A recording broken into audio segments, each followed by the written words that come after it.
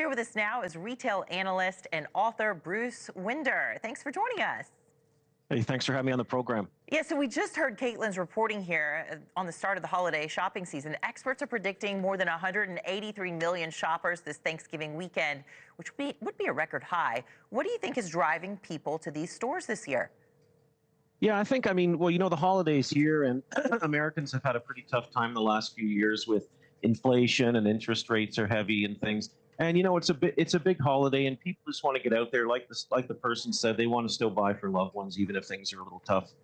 Yeah, and you say retailers need to sharpen their pencils as this Yeah. busy shopping season begins. What do you mean by sharpen their pencils, and what should retailers be doing to capitalize on this momentum?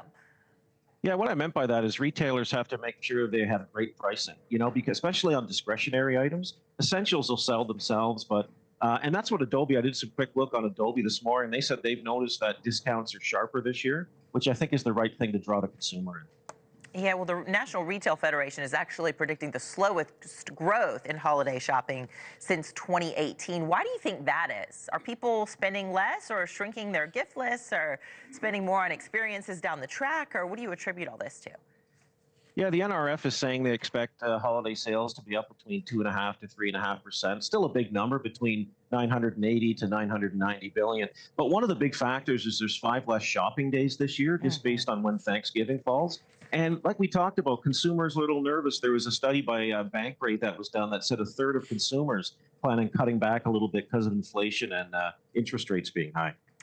Yeah, well, since the shopping season is shorter, I alluded to that as well in my own experience. I mean, it can be a real difference for these retailers. Can you explain a little bit more on that? I mean, it also gives you less time to shop. It is. I mean, it's real tough from an operation standpoint, right? Because you've got to move tonnage within a shorter period of time. And it has a lot of impact on supply chain, inventory management, staffing, throughput through the cash. So it just puts a lot more pressure on the whole ecosystem. And very often it means 5 days less as well of having your Christmas decorations up, because so many people put their tree up the day after Christmas. We got ours started a little bit early this year, though. Bruce Winder, thank you so much for your time. We know a lot of people are out there spending money today.